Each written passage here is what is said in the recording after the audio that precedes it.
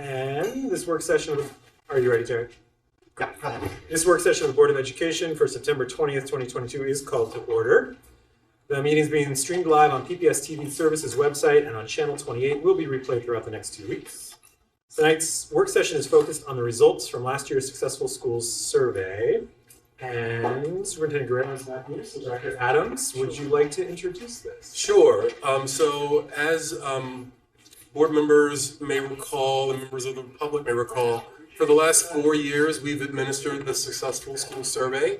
It is our climate survey, and it provides insights into constructs such as safety, belonging, barriers to engagement from the family perspective. Through this survey, we gather information from students, from school staff members, from school-based administrators, and families around their experiences in PPS. So we're very excited to share these results with you. With an apology, we would have been sharing these in June, but those June agendas got very, very lengthy and very, very long. And so we had to move it to this fall. With us tonight, I'm happy to introduce Demetrius Lancaster. He works for Panorama Education, who of course are the makers of the Successful School Survey. And Demetrius is their lead for equity and inclusion and professional learning practice. And he has a colleague with him that he'll introduce in just a second. And so tonight, Demetrius will present results to you, and then we'll have time for questions and answers. If there's about sort of constructs in the survey, Demetrius and his team are great with that. If it's about next steps or reactions from the district, we have a team of people here to address that. And without any further ado, I'll turn it over to Demetrius. Actually, would you like us to do any introductions, or do they know who we are? I know we've had some briefings before with this team. He may remember who everyone is. Okay. I think we're okay. Great. Thank you and welcome. Awesome. Thank you all for having us. Again, my name is Demetrius Lancaster, and I'm grateful to be joined by my colleague, Lauren Latta, who has supported pretty heavily with Portland Public Schools over these last couple of school years. And as Dr. Adams mentioned, Panorama Education really is on a mission to help educators act on data to improve outcomes for students. And we're just a team of educators, some researchers and engineers putting our brains together to develop these surveys for you all. And I'd love to just share a brief agenda for how I'm hoping to guide our conversation tonight about the survey data. Wanting to upfront share a little bit more context about the survey and share from there some data insights and preview some discussion points that you all will have about the data. In addition to that, share a little bit about what we've done with professional learning connected to this data and create some space for you all to ask questions and reflect together. And so Dr. Adams shared a great introduction about the Successful School Survey. And just to recap this a little bit here, it is Portland Public Schools' annual climate and culture survey. It's always helpful to know when the survey was administered back in mid-February through March 14th. And this topic section here shares a little bit of a high-level overview of some of the topics that we asked our students, our families, and our staff and leaders about school climate, belonging, relationships, engagement, culture awareness, and more.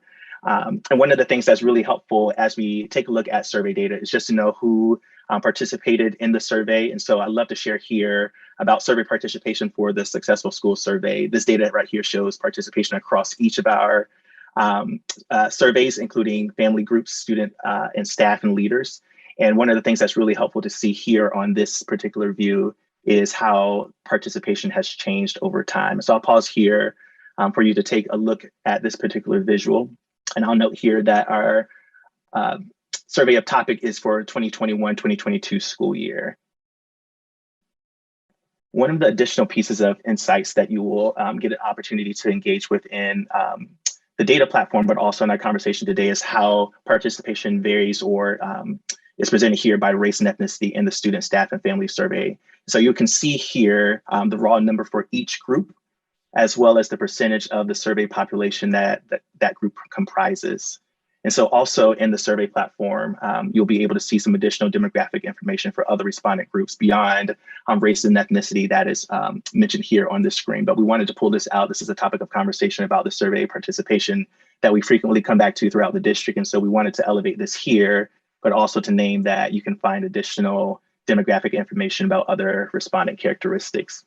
And so we'll do a deeper dive into some of the data across each of these survey groups. And so one of the things that we'll look at first is how can we actually see the data?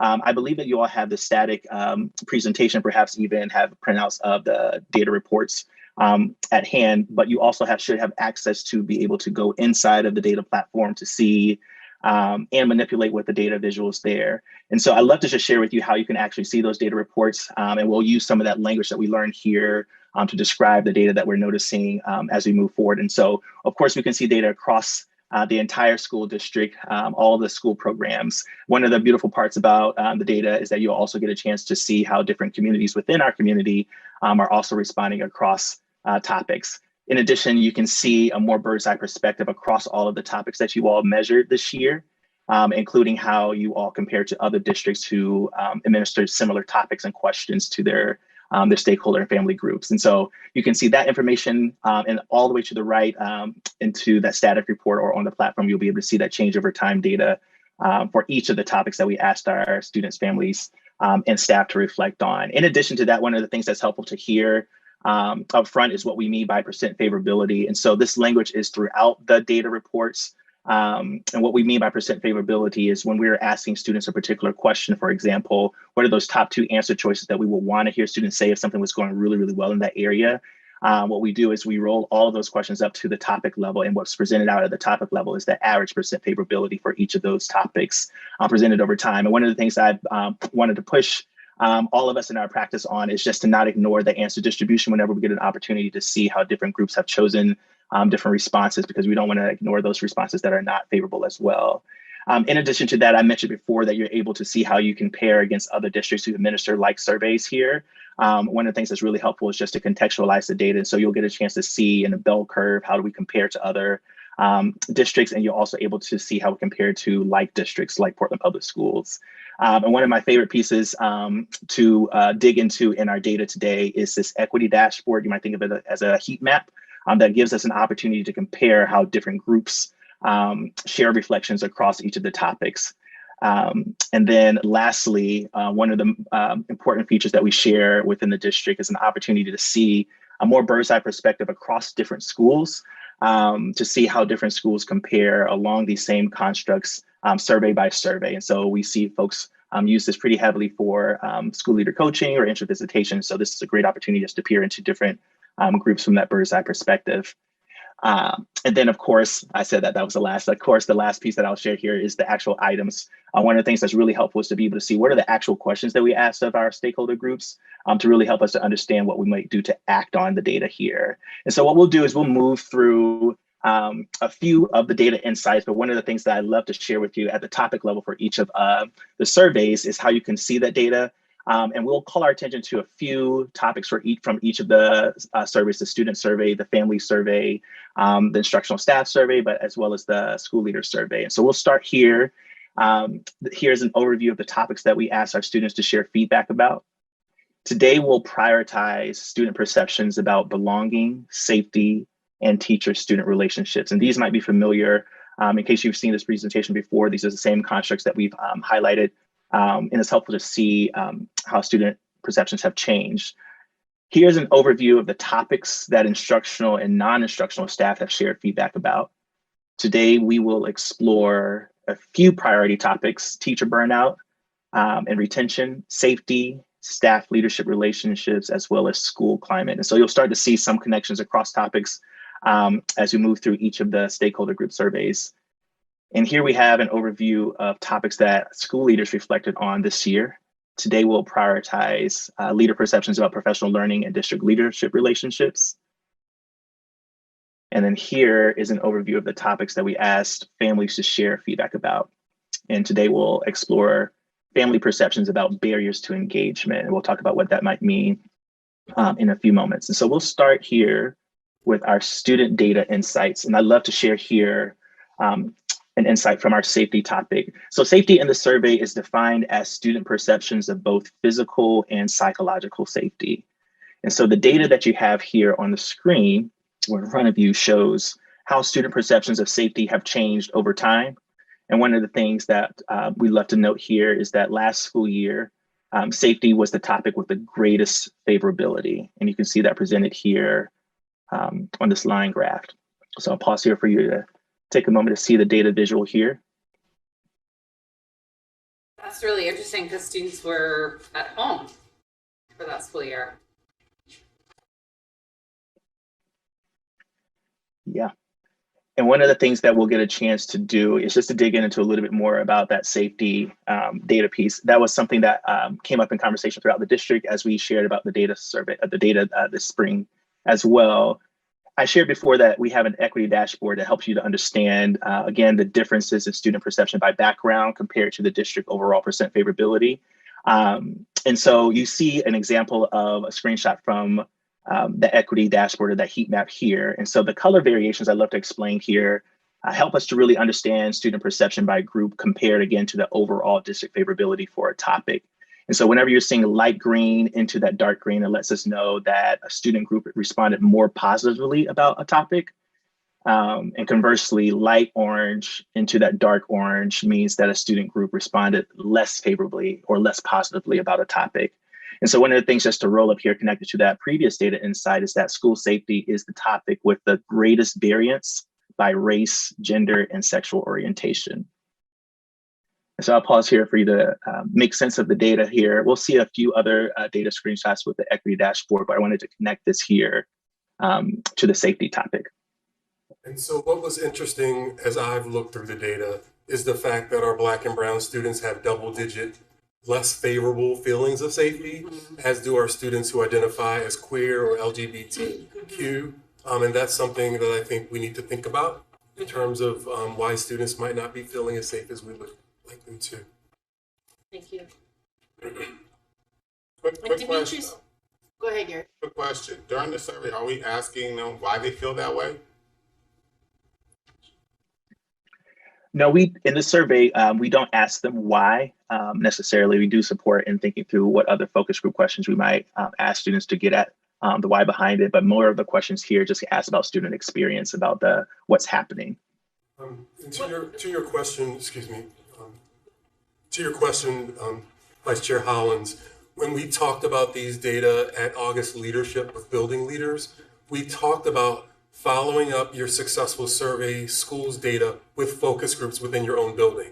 So bring together, to ask just that question, right? Bring together students who seem to be answering a question differentially and talk to them and try to hear directly from them why they may not be feeling as safe or as connected or like they belong as much. Does our individual school data pretty much track to the demographics of the building, or do we see big differences there? Tell me, I'm not Well, sure. you know, when you look at the differences, just on school safety, the different responses based on your Oh, sure. demographics, is that pretty much track across all of our buildings, or do we see big differences between buildings that might have similar demographics? I would say, based on my perusal of the data, that the data tracks mostly. Where we might have heard concerns about safety, you might see more pronounced differences in that individual school's data. And I don't think that would be surprising to us to see those differences. But for the most part, the data tends to track.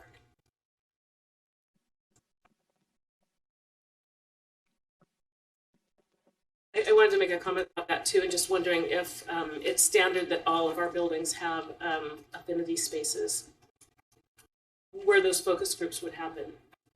And if the data reflect the fact that there may not be an affinity group. So I think that's one of the things that we've been working on, is trying to provide more affinity spaces for students. So at the high school level, we have district-sponsored leadership, and at those leadership, we tend to have all of the students who want to have an opportunity to participate in several affinity spaces. At the middle school level, we're trying to build up that system so that there's a clean sort of like pathway into there. So right now we have, it's not at every school, but we're trying to build the capacity to be able to do that at every school.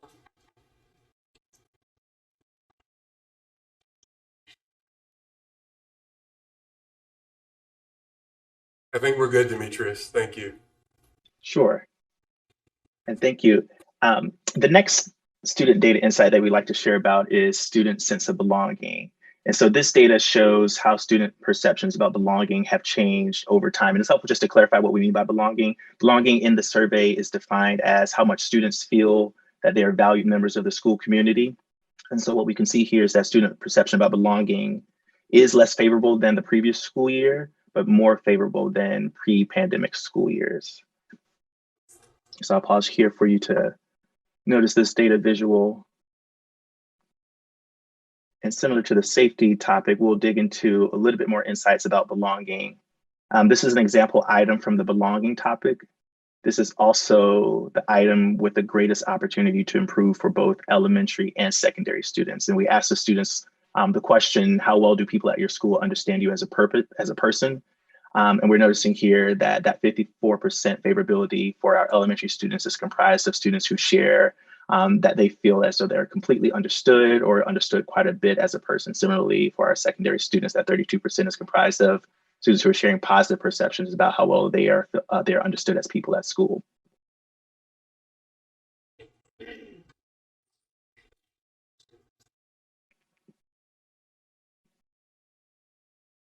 The next topic is connected to belonging. And one of the things that's helpful when we think about the data set is that we do see opportunities to look across data to see similarities in topics, especially when we think about the connection between belonging and relationships. One of the things that we love to do is just to roll up here what students are sharing about relationships. And so this data here shows how students perceive teacher-student relationships and how those perceptions have changed over time.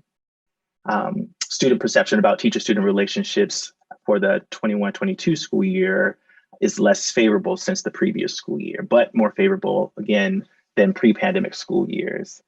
Often helpful to see the types of questions that we asked our students to gauge their perceptions about those teacher-student relationships. And so I'll share a few of those here. And this is just an overview of the items for the teacher-student relationship topic. And the items with the greatest opportunity for growth connect to teacher responsiveness to student social emotional development and well-being. So you can see here in the question set to the left, when your teacher asks, how are you? How often do you feel that your teacher really wants to know your answer? 63% of the students who took the survey responded favorably. And we can see for this particular item that student perceptions have changed in the less favorable direction since the previous school year. Similarly, the question to the right, if you came to class upset, how many of your teachers would be concerned? Half of our students responded favorably, and that's less favorable than student perceptions from the previous school year. Can I ask you a quick question just about the labels? Is elementary is K-5 and secondary is 6-12? Yes, but 3 through 5 students took the survey at the elementary level. Okay, and did you, secondary, given that it covers middle schools and that's been sort of a separate set of issues, as you look at the data, are you seeing a difference between sort of the middle grades versus the high school, or is it fairly consistent across topic for students in the middle grades and high school? Dr. Adams, are you able to speak to what you've noticed? Sure. So as I've looked, and I can't say that I've looked across all the grade levels, but I've spot checked some schools. I think you typically find that student-teacher connections decrease as students get older. That sense of connectedness is a lot stronger at the elementary school, 1 teacher, 25 students. As you get into middle and high school, you have multiple teachers. You tend to find that students don't feel as connected, and it should not be surprising that if we think about some of our schools that have sometimes struggled with their climate, that sense of connectedness and belonging is lower, is what you see. And if we went into the dashboard, would you get a look by middle school? Let me double check on that. Yes. Do you know the answer to that? Can we look at the middle schools as a cohort? I'd love to be able to go into the platform, but I'm mindful that we are recording and want to be honored that you are able to see the data broken down across grade levels. And so you're able to see that same heat map. Imagine that was demographics. Imagine that was grade level. You're able to see through that color variation how student perceptions change as they get older. and you're able to see that across each of the topics as well. And so you're able to notice pretty easily what student groups are sharing the most favorable, the least favorable perceptions. In addition, within each of these questions, you can click open and see by grade level how student groups have responded to the questions as well.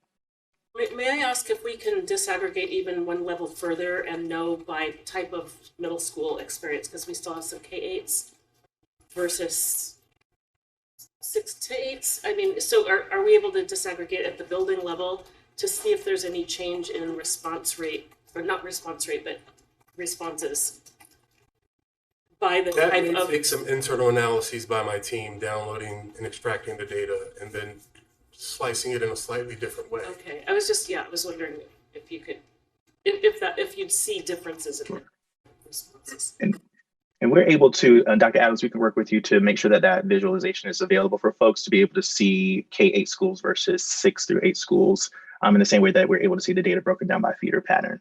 Thank you. Do we Sure. Do we have insight into why the teacher-student relationship would have spiked during the pandemic? And is that consistent with other data nationally? I could have hypothesized it would have gone the other way, so I'm curious about that outcome. Mm-hmm. I think what we see, I think one of the things we have to think about is in the physical space, students often talk about being teased, being bullied, being harassed.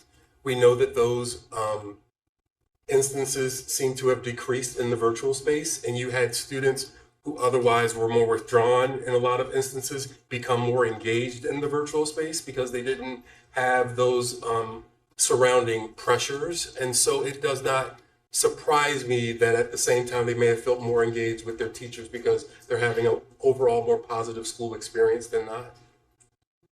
And then this last year, we're back in the building, and so some of those pressures and activities and microaggressions and things like that are occurring once again, which could drive it back down because your overall school experience is not as great as it had been. Thanks.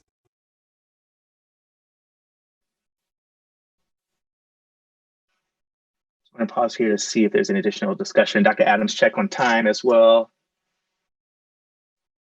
Good. Okay. I'd love to move forward just to share about the staff survey and so share up some staff insights. And so we'll mirror some of the same constructs that we looked at from the student survey. I'm starting here with safety. The safety topic also measures staff perceptions of psychological and physical safety. This data shows how instructional staff perceptions have changed. And I'm naming instructional staff intentionally because we have an opportunity to disaggregate by role for the staff survey. And so the data to the far right shows how instructional staff perceptions have about safety vary by tenure and race. And so the visual to the left gives us an opportunity to see that change over time data for staff perceptions about safety. And then to the right, we can see that data broken down by tenure and race.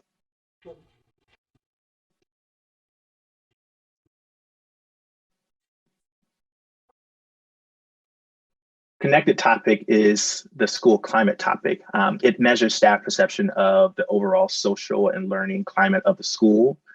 This data shows how instructional staff perceptions have changed since the previous school year. So similar format to what we saw in the previous slide, where we were able to see that change over time data to the left, and that data broken down by tenure as well as race and ethnicity at the very bottom for school climate.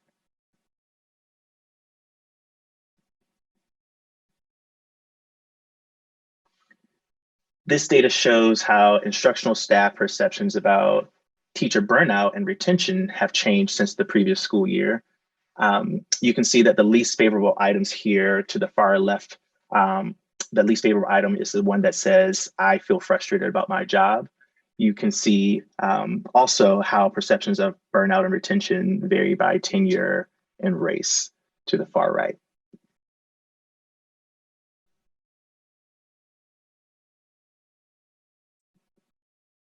I want to pause here before moving to the next data insight, because I know that we've been moving through these last three pretty quickly in case folks have discussion items.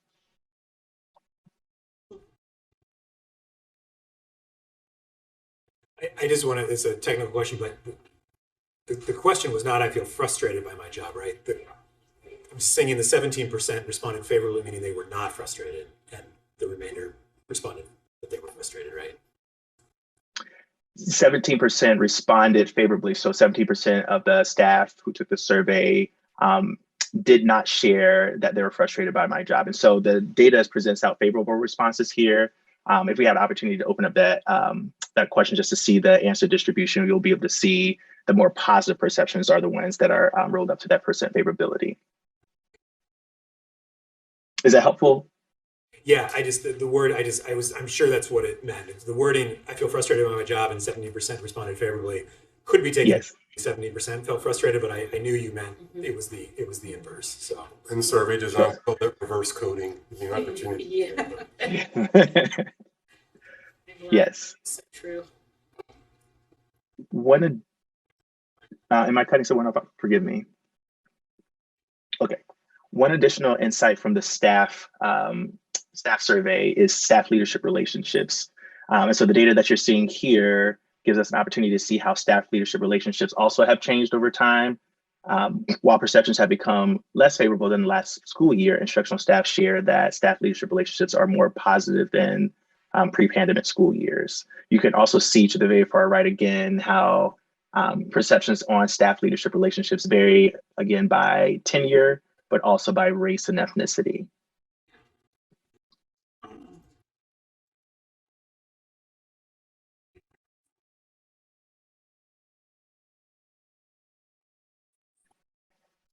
Okay, and so we'll advance now to the family survey.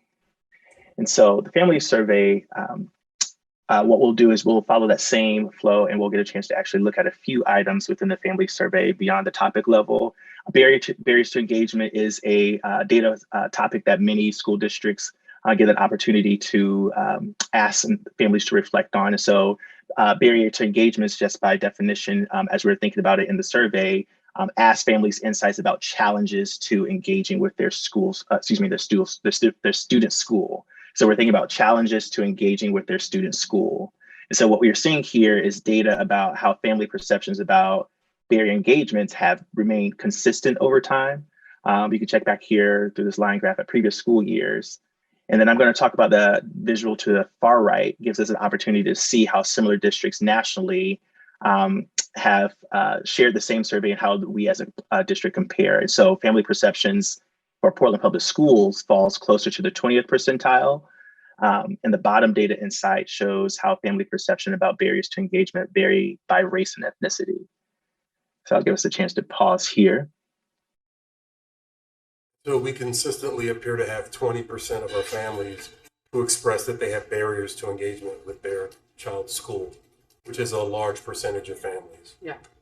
Which is why our line on the bell curve is at the 20th percentile and not at the, if our favorable percentage were higher, 90%, 95%, we'd be further to the right with our line on that blue bell curve at the top right. Absolutely. Sometimes it's helpful to see exactly what we asked our families to reflect on when we think about a topic like barriers to engagement. So I'd love to share a few example items where families are sharing the greatest opportunity to support. You can see 3 items here. How big of a problem is the following issue for becoming involved with your child's current school? How busy your schedule is, or school staff seem too busy, or the school provides little information about involvement opportunities. And so one of the things that we're noticing across these particular items, again, this is the greatest opportunity within the survey. Some of those factors that include time, communication, and involvement opportunities.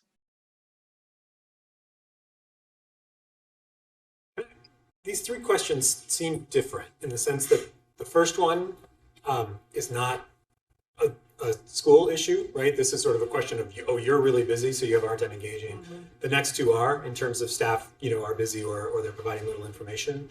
And it's interesting to see that actually the dominant barrier, well, there are certainly barriers at the last 2, but the really dominant barrier is that people don't have enough time. What's our takeaway from that? You think that's like school day during the workday that people? Yeah, it's, If the opportunity is like Or come soccer, to the work on the principal weekends. coffee at 10 in the morning when you're at a shift, Mhm. a day shift. I don't know. That was my thinking, Director Edwards, is that, having worked in extremely high poverty title schools in my career, we had to create engagement opportunities that were outside of the school day and at different times in order to engage our families, because many of them were either working during the same time as the school day and could not take that time off, or they had overnight shifts and therefore were resting during some parts of the school day and could not get up and come in and be involved in the school in that manner.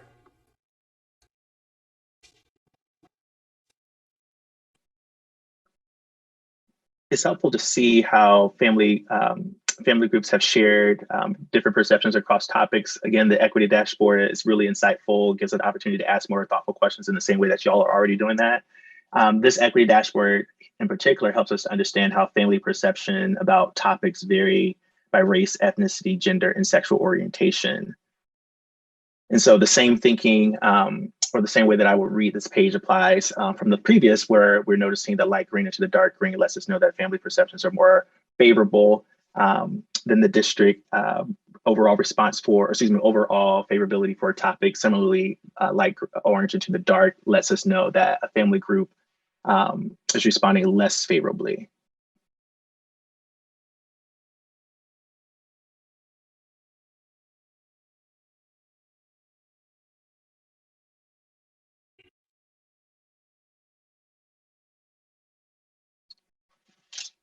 I'm going to pause for any additional thoughts before we move forward. The next data insight is from our school leader survey. So I'm going to interrupt you for a second, Demetrius. Sure. This slide, you can go to the next slide, please. This slide is due, so I need to email this presentation to board members. It was added today when we believed that we were going to also be discussing the equity audit. We wanted to sort of show some disaggregation of school leaders by race, and that wasn't in the presentation prior to that. So we added, Demetrius and his team added this so it could be part of our discussion. So you don't have this slide in your deck. You are not imagining things. My apologies, not emailing that out earlier. Sure, and thank you, Dr. Adams, for that context. Again, like the school leader survey gives us an opportunity to get perceptions from our school leaders. Some of the topics are connected to some of the same constructs that we asked our students and families about, namely school climate. And then we also have additional topics that are of focus for our school leaders. And one of the things that Dr. Adams was noticing, or rather sharing here, is when we look at the equity dashboard, we notice, and my eyes are naturally gravitating to where I see the boldest orange or the boldest green, noticing here that across most topics, our Black and African American school leaders are responding more favorably than their other colleagues, excuse me. And so we get an opportunity to see topic by topic, as well as question by question, that same disaggregation as well, when we get a chance to look into the survey. I'll move forward to more data insights from the school leader survey here. Professional learning topics is an opportunity for us to think about how can we support and respond to school leaders. What they're sharing here is that this is the #1 topic that we have an opportunity to support them around. The data shows opportunities to strengthen professional learning support for school leaders. And so there's a range of items here that we ask our students to reflect on. What we try to do here is to put them in numerical order by favorability. And we're noticing here that the lowest scoring items for this particular, or rather you might think of the least favorable items here, are the two bottom ones, or the two bottom ones that share in your district how valuable are the available professional development opportunities for you. 19% of our school leaders who took the survey responded favorably. The next one right below it, how relevant have your professional development opportunities been to your school's student achievement? 16% of our school leaders who took the survey are responding favorably here. So I'll pause here for you to notice some of the other constructs, some of the other items within this particular topic. Generally speaking, our school leaders are asking for different opportunities for professional learning.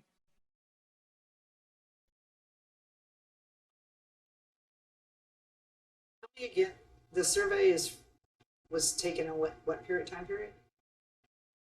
Mid-February to March-February. Mid-March, excuse me. Mid-February to mid-March. of last year. That's 22. That was 2022. Like we still had masks and we still had distancing. No, 2022. It was this year. Yeah, but it Untethered to new curriculum adoptions and instructional framework and all. Just trying to put the concept in context. So yeah, the kids were still putting on. They weren't back at schools in the cafeteria and stuff by February of 2022. That didn't happen until like April this year. Yeah. Because didn't the mask mandate end like right before spring break? Yes.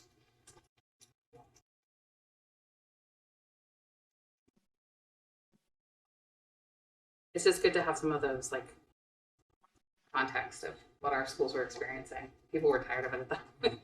I'm interested in seeing what happens with this year's survey results. We know that last year we had to shift a lot of professional learning and leadership time to the mechanics of COVID, in terms of masking and distancing and contact tracing and uploading skips and all of that work, which would feel disconnected from day-to-day work around student achievement. And so while this has historically been low the last 2 years, I'm hopeful now that we are focused in our professional learning for leaders on the curricular adoptions and the instructional framework and supporting leaders' support of their teachers, that these data will look different this time next year. And specifically involving school leaders in the design Yes, of their we own did. professional development.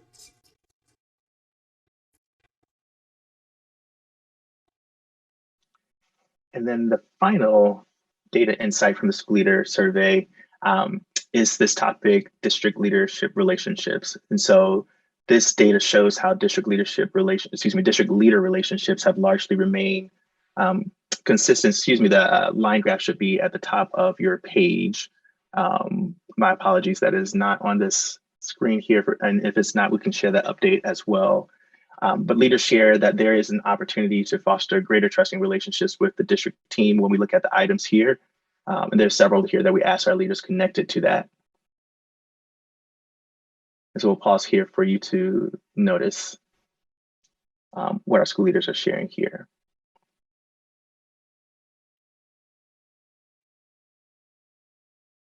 Demetrius, are we able to put that in context of other districts as well? I know you've got some of those for other slides, we pulled that out, but is that also in the, if we were to go into the system? Let me double check to see if this is one of the topics that many other districts have. And so I just need to check to see if there's that bar graph, not the bar graph, that bell curve to let us know. Is it all right if I just take a look for you all, not share screen as you all continue in discussion here? Yeah, maybe this, just a question. So it's just a flat line, but that's only from 1 year to the next because we only have 2 years of data versus the other questions in which we have 4 years, yes. Mm-hmm. That's exactly right.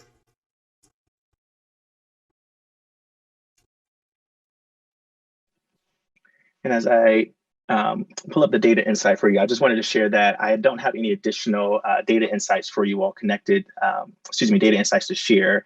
But one of the things that we wanted to share with you all is what we do with the data from a panorama side to supporting around action. And one of the things that we're really grateful to be able to do year after year is just to support and sit with leaders and educators at different levels, different roles across the district to really support them and seeing the connection between the data and their work. And so we had a chance to do multiple role trainings for all of the stakeholder groups that you see, educator groups that you see here on the screen. And have been able to do that consistently for the last several years. And so one of the things that I love to do is just actually pause from sharing and give you all an opportunity to have more discussion about the particular data insights that you all have seen today, as well as ask some clarifying questions. And so we'd love to hear clarifying questions that we can answer, as well as some additional questions or comments that you have for the district team. And as you all open up the discussion, I'll look for that additional data insight that we were just referring to. I'll just open it up and then we can do a round with the, and this is not a question so much as just an observation, but I think it's slide 25. It's really, I mean, it's sort of the starkest example of some of the racial gaps that we have in the data, which you've been pointing out throughout the whole presentation, but I just want to make sure I'm reading it right. Oh, and again, and these are parent. This is just parent guardian, right? Okay, got it.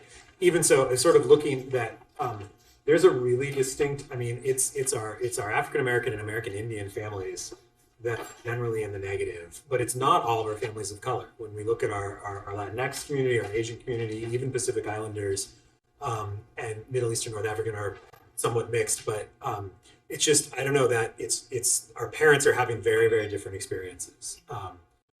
So again, not a question there, but just that slide really encapsulates that, and I think hopefully can lead to some targeted solutions.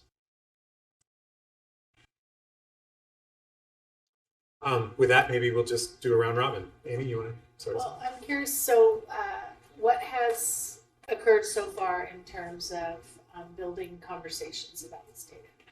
So our school leaders use this as a part of their school improvement planning processes.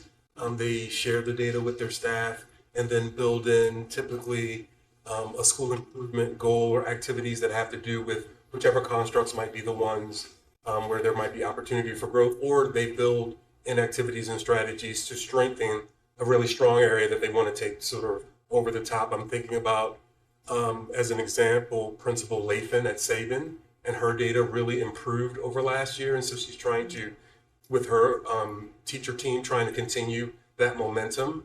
And I think you and I were talking about a different school that I can't recall that had the same experience where they really saw an uptick and were able to point back to intentional activities and strategies that they did the year prior and during that year that led to the uptick. How do you see the results of the survey connected to our board goals? Oh, that's a really good question. Personal, local, immediate, I feel like when students don't feel safe, when they don't feel like they belong and they don't feel connected to their teacher, they don't learn as well. I think we have a lot of data that over time across research which tell us that. And so we know we need to improve on these constructs in order to be able to say that we're creating the environment that then allows students to thrive within their school. And I said this at the last board meeting, but it gets back to that presentation I went to at OSBA around student family engagement and how that the research shows that has a direct impact on student achievement.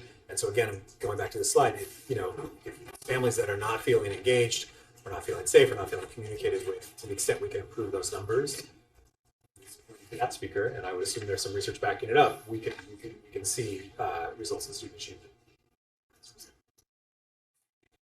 I was late, so Say again? I was late, so I'll reserve any questions to.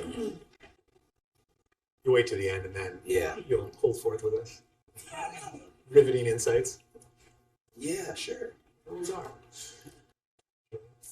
Yeah, I guess I'm going back to just my experience being in schools and then looking at the question about the secondary and wondering about the middle grades, because it seems to be the place where we need the most support. So I'd be interested in seeing a deeper dive on what that looks like, not just the K-8 versus the middle grades, but maybe even the new ones, the reformulated ones, and where the places are that those schools need the most support.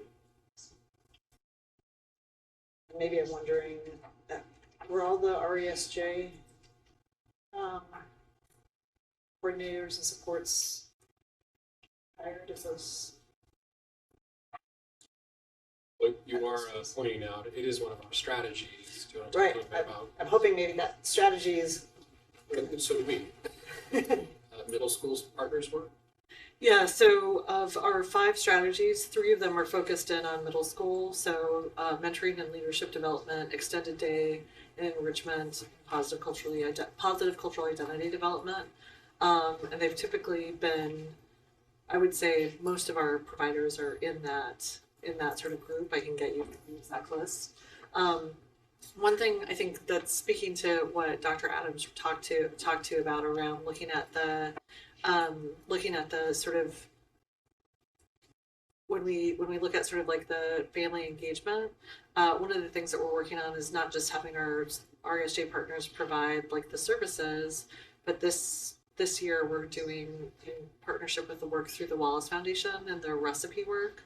Our RESJ partners that are providing the culturally specific family engagement services are providing sort of like going to be providing a year-long curriculum for our principals at Leadership Institute, looking at specifically how to do a deeper dive for, culturally specific family engagement. So they did a quick amuse-bouche at Leadership this summer, where they sort of said these are some of the strategies that we use, and the providers that we have doing that are SEI, IRCO, Native American Youth and Family Center, SEI, BPI, and Latino Network. So we're really trying to make sure that we have that spread. So I think we're looking not only at our services, but also to think about how we can deepen some of the learning around that so that our school leaders have that support. Here. So based on the presentation that we've seen in the report, I guess my only thing is, what are inputs to go into making changes? What are those measurable outcomes that we need to measure them with, and then what is our expected outcomes? So I like to see that as well. I don't know if we have it already. We have this report since June. I don't know if that's already done, but I would love to see that in writing. So part of, I think, thinking about this work is that it's campus specific.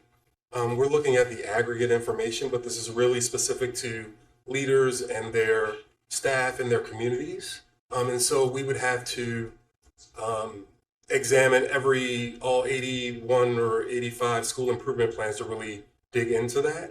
But I can assure you that leaders have examined these data, shared these data, and have incorporated them in their school improvement plans. But I can certainly chat with Dr. Franco when he's back about how we might lift that up to make it more visible. Yeah, I think that'd be real helpful, so we can kind of get a sense of the improvements we make over year. Because I've seen the stuff from 2018. I don't know how we fared after that. I don't know how we fared after the last reports. So I think having that information would be helpful. So we mentioned earlier, there are some promising practices. We did see a little bit of variability in some areas with some schools. We want our principals to share among themselves some of those best practices. We want to catalog those exchange strategies. We've incorporated our school leaders directly into their professional learning. Now we have instructional framework and curriculum to actually spend that time talking about. So there's some activity in motion. We all want to see. We've spent time as senior leadership disaggregating this data too around, okay, what are the remedies? What's within our sphere of influence to sort of start to see a different kind of outcome that we would prefer to see. And do we have any, with these school improvement plans, are there defined outcomes as well? Yes. Okay. Superintendent, you somewhat answered my question, but I was curious to the extent that when we look at the building, the data by campus, that those are used to support the principals and admin in their learning journeys, particularly around the LGBTQ students and Black and Brown students, whether that feeds into the principal's evaluation, and on the other side, do they get support for the learning that might need to happen? Well, I'll just say generally, in our support and supervision of our school leaders, that's exactly the kind of conference and conversation our senior directors and our school leaders would be having. They'll look at all of the array of data available around the areas for improvement. Some of that is going to be captured in their school improvement plan. I think what you're asking is, how are we being intentional with the school leader, making sure that they're prioritizing it as well. And that's the nature of the relationship between the supervisor. I don't know if you want to say your evaluation, but well, no, maybe not, but I was wondering about the two sides, the support and the learning that might need to happen in professional development, and then how's that being used in service of, watching those trend lines improve, those go up. And the good thing is many of our school leaders are spending much more time with visiting each other's schools, right? You're seeing much more instructional walkthroughs and rounds. And these are exactly the areas that a school leader can point out that they're working on and be relevant maybe to another leader as well. So we have just a couple minutes before we need to break and give Terry time to switch downstairs for our board meeting at 6.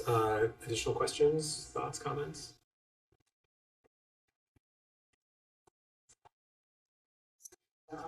Because most of the data is being used to inform school-based planning. The one area that's less so is the district leadership. What is the, I guess, central office staff approach to the data, and you know, what does it show, and what things you'd be working on? Yeah, that's a good question. First of all, maybe Demetrius, if he's still there. When we say district leadership for the survey taker, what do they define that as? That's helpful. And I think that I'm not quite sure if I'm honest, we have to look at the exact questions to see how they're phrased to know exactly what they're referring to. I think generally speaking, when a leader is taking the survey, they're reflecting on their relationships with the district personnel in general, not a specific, for example, supervisor or specific office that they're thinking about. It's just general district leader relationships, so district personnel generally. I don't understand. Because district leadership, I just want to make sure it could be a very inclusive umbrella. Are we just talking about the principal supervisor? Are we talking about senior leadership or cabinet members? Are we talking about board? Well, I guess, I don't know, how's the question? Who's answering the question? You're asking school leaders about a generic district leaders. Right. Yes. Right. Central support. So, So your question around how is central office thinking about that and our own continuous improvement, one thing we're are spending a lot of energy right now is this conversation internally around customer service expectations and serving and supporting our school leaders. So we've transparently started to share that with our school leaders. We just had a conversation with our Principals Association around here's some of the work we're doing in service and support of your leadership. We want to be clear about what you can expect from us, what that looks like, and who that is, and what their number is. And so we're excited that we're like jumping whole hog into sort of that customer service work with our school communities. So we hope that that's going to be an important two-way feedback loop directly with our principals. And I know in conversation with Dr. Armstrong, Dr. Proctor, Dr. Franco, we're also working on including more leaders, and Jay Bruno as well, including more leaders in our feedback and input sessions around different activities that we're doing. Because I feel like one of the things I noticed when I joined was that I was seeing the same leaders in all the different meetings, right? And so then you have 5 or 10 people who maybe feel really connected and engaged, and you have 70 who do not because they don't have that connection and engagement. And building trust takes repeated, consistent reactions and interactions, right? And so we know we need to do more of that. And so they've been talking about that.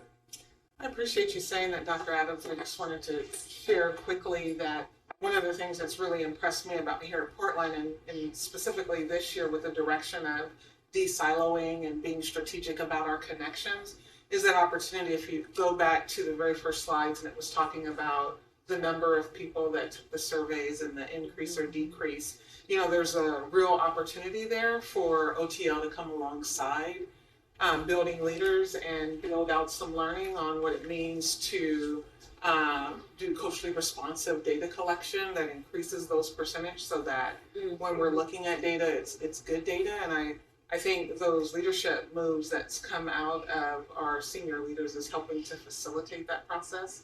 So I would offer that as a response.